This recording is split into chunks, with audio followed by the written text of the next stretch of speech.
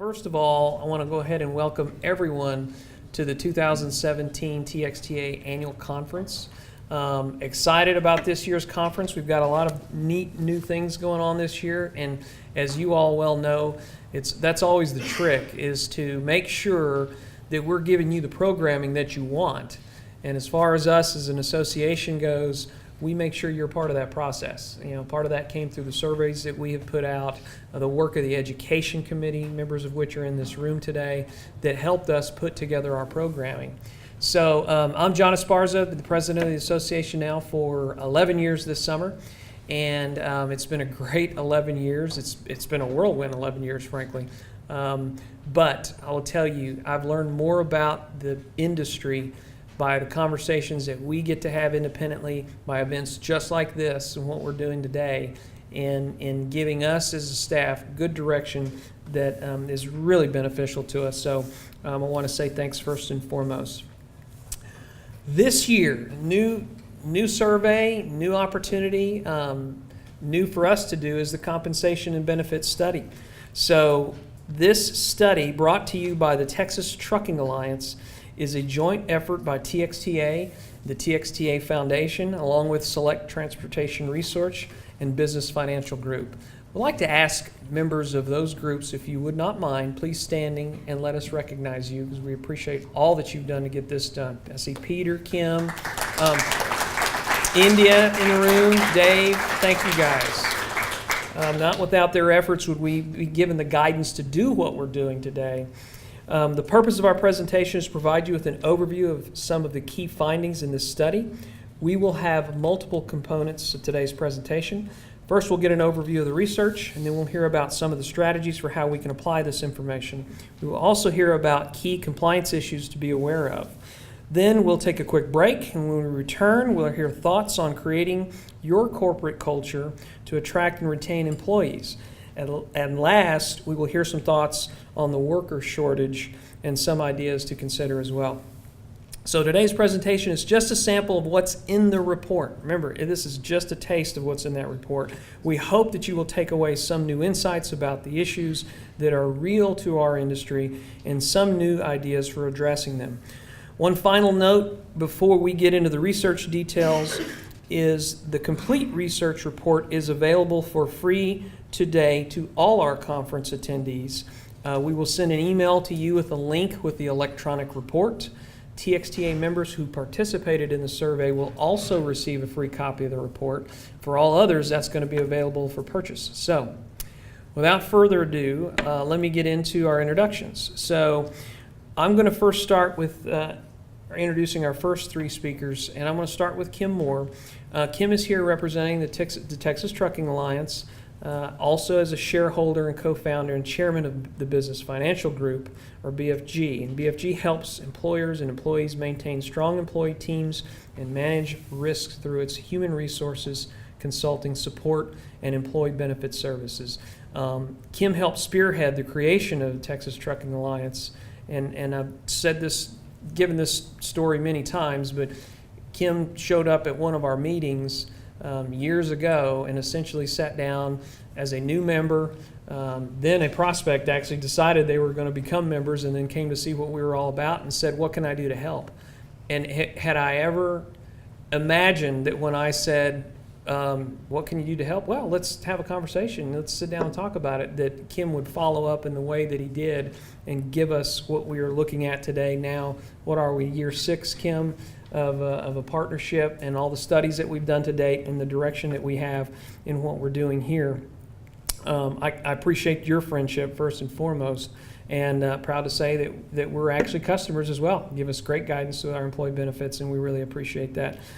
So Kim will be down here in just a second. His partner, Lynn Wyrick, is the president of the Business Financial Group, a human resources consulting firm that she helped co-found with Kim in 1997. The team at BFG helps business owners manage their back office issues related to their most important asset, and that is their people. We can all relate with that, of course. Services include payroll processing, timekeeping, onboarding, training, HR information systems, personnel practices and procedures, employee handbooks, employee benefits, retirement plans, and succession, financial, and business planning. These presentations will be our first set, and in our second set, I'll do some brief introductions with Lisa. So let me first invite and help me welcome to this podium Kim Moore. Kim?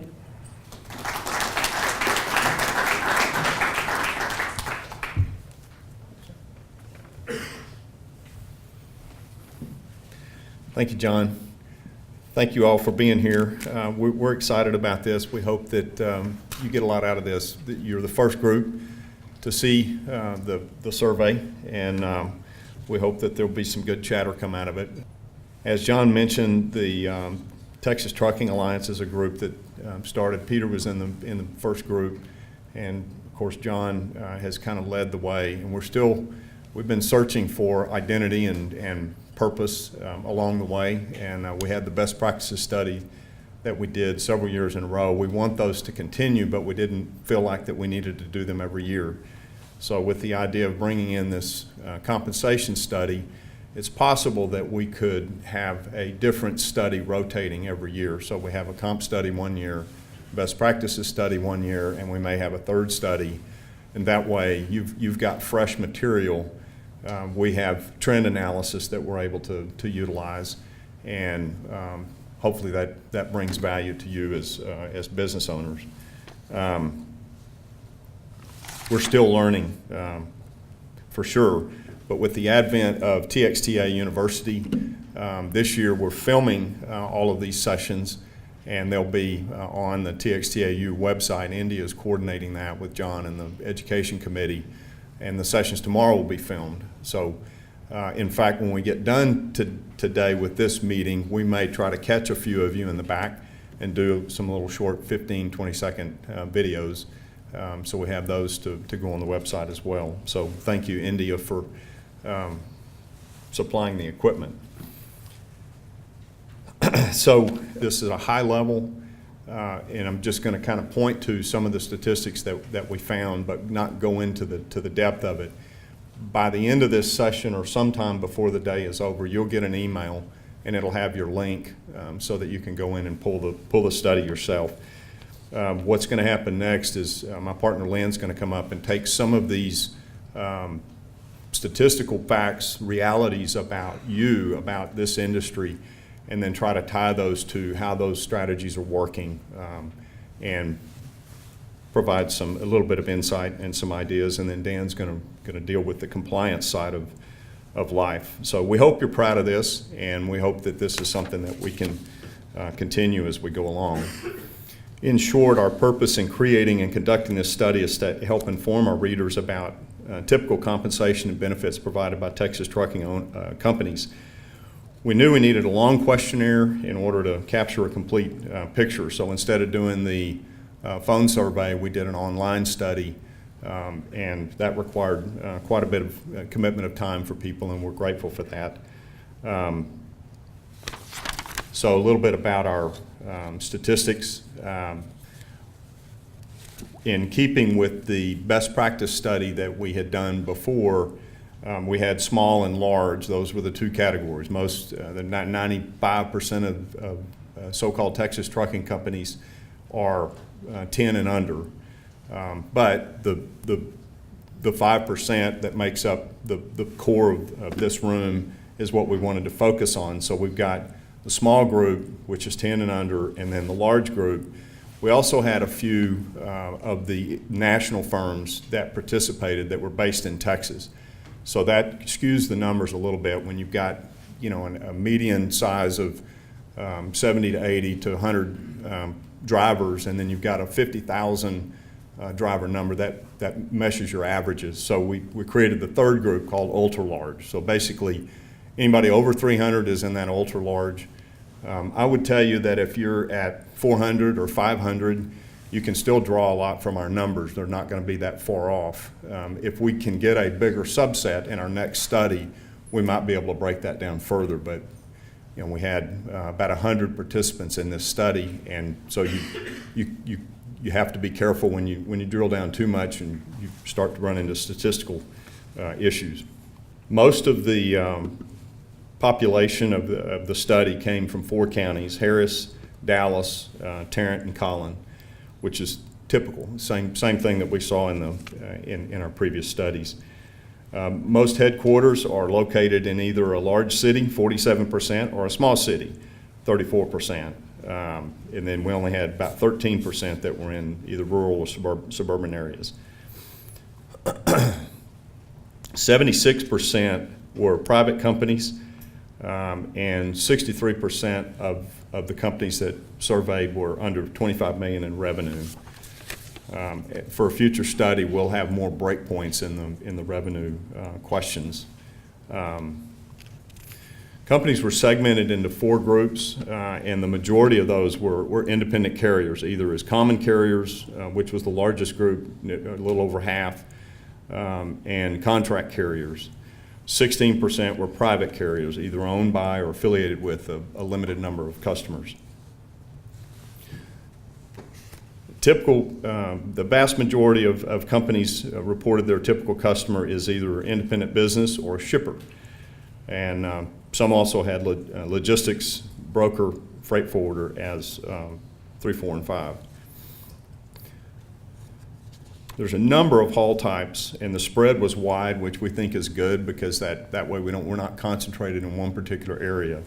And so it's the largest haul type was dry goods, general commodities, and then bulk goods all the way down to livestock and autos on the bottom. The intermodal group was 20%, and I know that we had some feedback from some of our intermodal members wanting to get a subset of that, and we're going to work on that. We just have to be careful when you've got too small of a sample to be able to identify a particular carrier.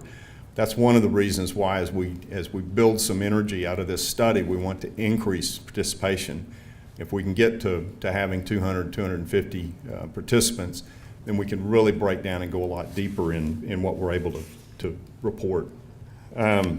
Overall, 73% of the survey participants were large companies, 11 to 300, so that was kind of the sweet spot that we were looking for.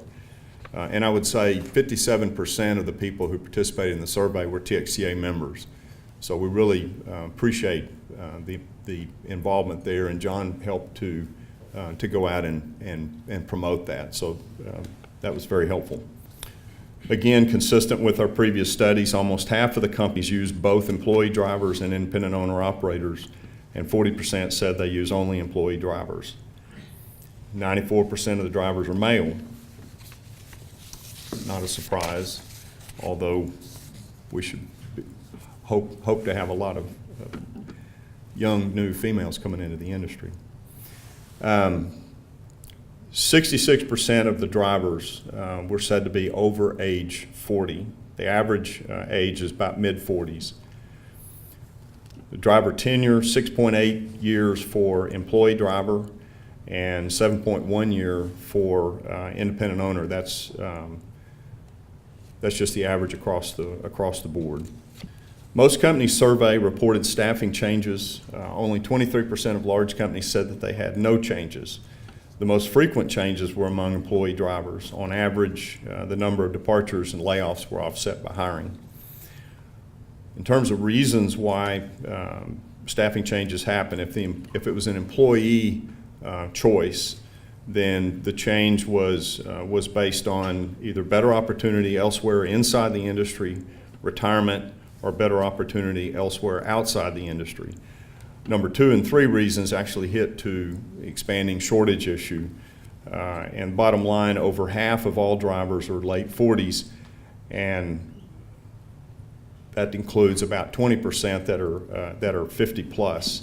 On the other hand, you've got 6% that are under 30, and a minority are in the 30 to 40 age range. So the reason we invited Richard Froschel, the economist, is to talk about, he's a specialist in the labor shortage area. And so he's got some thoughts that he's going to bring about not just trucking, but a lot of the issues that are systemic facing industries like trucking, manufacturing, construction, the trades. They're all facing the same issues, and it's not just Texas, the U.S., and it's really actually a global issue. And so he's got some success stories, but also some insights to bring on that. If it was company reason for a staffing change, then the top reasons given were termination for poor performance, incompatible with company culture, termination for cause. Obviously, these are valid reasons, and it's important in the performance of the management of any company, really, to deal with those kinds of issues. Given these reasons, it's important for any company to be evaluating their internal HR practices. So one way to do that is to be evaluating your unemployment claims history. None of these reasons should ever result in a claim based on how you manage your processes. So unemployment tax can be very expensive, but it also can be very manageable. Almost all large companies conduct performance evaluations at least annually. Overall, about a fourth of the companies say they do not conduct evaluations, with the majority of those really being small companies. Over 40% of companies conduct reviews with their employee drivers more than one time a year, and 30% of those on a quarterly basis. For non-driver staff, nearly half conduct reviews once a year. And the majority of large companies also conduct reviews with their independent owner-operators. Non-driver staff are generally paid salary and hourly, and there's 26 non-driver staff positions that we analyzed. So I'm not going to go through those here, but you'll see them in the report. And whether they were on salary or whether they were hourly, we converted to an annual basis so you can see what the annual pay rates are. And we show the median at 50th percentile, and then we show the 75th percentile, and then we show you the average for total as well as for large companies. For employee drivers, the most typical pay types were rate per mile and hourly wages. The median for this is for large companies, the median pay for drivers, for employee drivers was 51.6, and the 75th percentile was 62.4. The average was 55.850. For owner-operators receiving contract pay, they were most commonly paid based on a percentage of freight. 64% of respondents reported paying that way, while 36% reported paying cents per mile and 30% by load. And obviously some use more than one method to calculate. The contract income for owner-operators falls in the median, the 50th percentile for owner-operators was 71,000. The 75th percentile was 127, and the average was 93.3. So 70% of companies provide a fuel card to their owner-operators, and 57% pay a fuel surcharge. Typically, the majority of that is billed out to the customer. 56% pay for waiting time, 43% provide a fuel discount, and 35% pay bobtails, which is also typically billed out to the customer.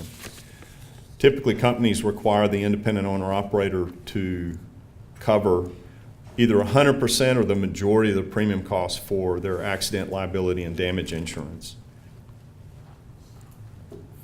Nearly all companies pay some type of merit bonus, with 43% making available 6% or higher.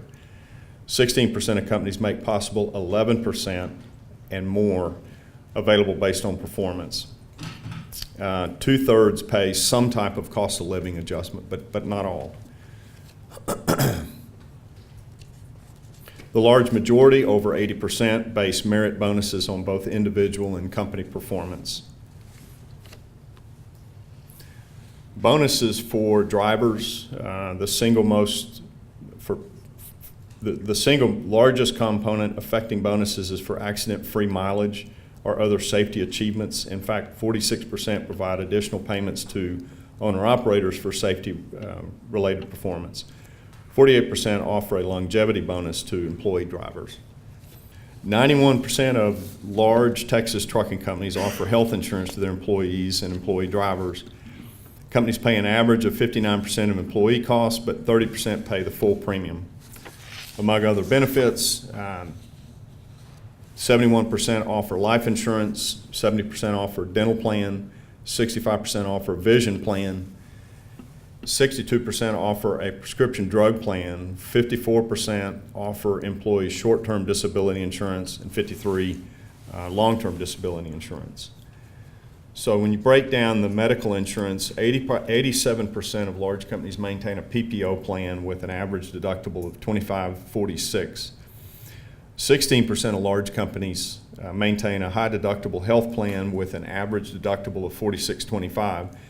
Actually, the majority of these plans have deductibles over $5,000. These are non-copay plans that are tax qualified, and they're coupled with an HSA program. They take the difference in premium for a higher deductible plan between that and a lower deductible plan and make tax deductible deposits into health savings accounts. Lynn's going to talk a little bit more about some potential tactics there to manage premiums in the current world we're living in. 2/3 of respondents offer some kind of retirement benefit. The most common is a 401k plan in which about 60% of the companies participate. 11% of companies offer a profit-sharing plan, 6% offer a defined benefit, 5% a simple, 3% stock ownership. I would offer here that there appears to be at least some correlation to the size of company and the frequency with which they offer retirement plans.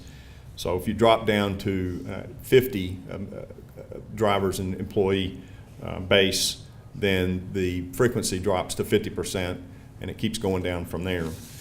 So size has a lot to do with the benefits, and that's another tactic that for somebody in the 50 and below to think about, that it is possible to be competitive with the larger companies without feeling like you're having to spend a lot of money.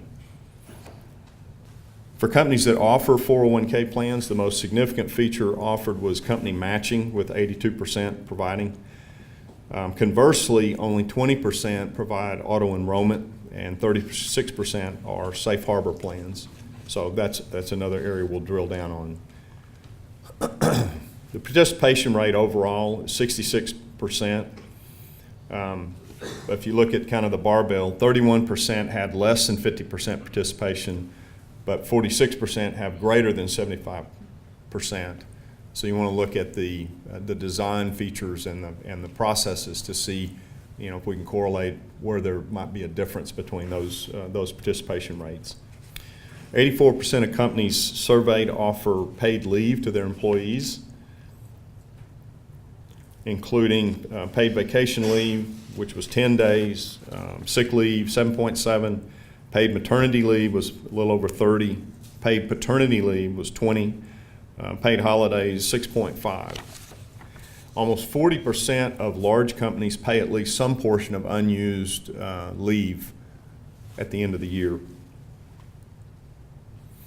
The most notable perks, and this is a complex slide, but you've got non-driver staff, employee drivers, and independent owner-operators just looking at the different perks that are provided, and you can see that it varies depending on the type of job. But the most significant were parking subsidies, licensing exam fees, and driver facilities. For non-drivers, flex time or flex work schedule was frequently offered. On the wellness side, financial planning and wellness, health club coverage, et cetera, was provided less than 20% of the time. The most used selective benefit was the executive bonus, which could be a stock bonus in the case of a public company or employee-owned company. Most of the items on this list are self-explanatory, but I would point out the SERP, the Supplemental Executive Retirement Plan. This is a specific type of non-qualified retirement plan. It's typically offered to a select group of people. You can pick and choose because it's not an ERISA plan.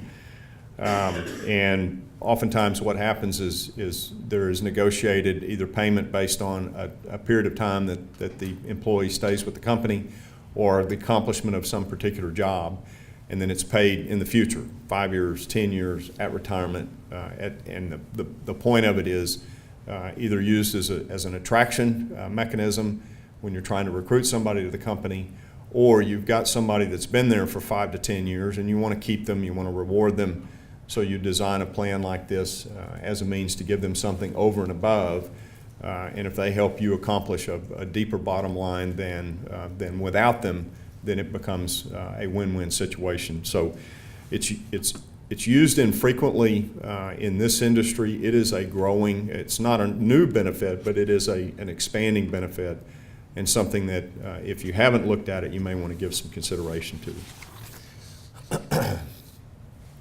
Most carriers offered other types of recognition programs, the most common being praise from a direct supervisor, praise from company owners and senior leaders, direct recognition awards, and a company celebration or party. And I'm sure multiple companies use multiple tactics.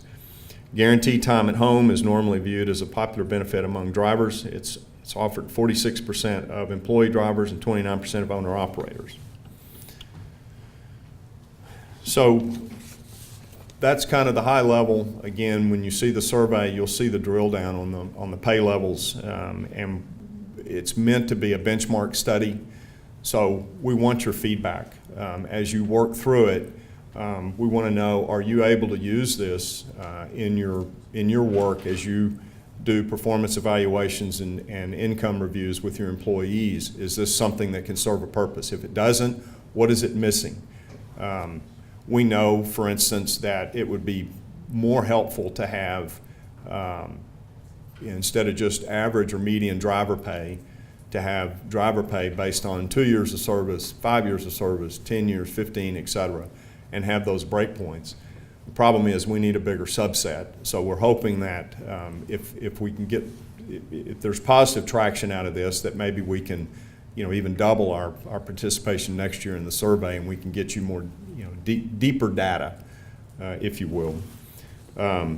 Remember the email, remember to pull that up, and we're grateful for the opportunity to be able to be a part of this.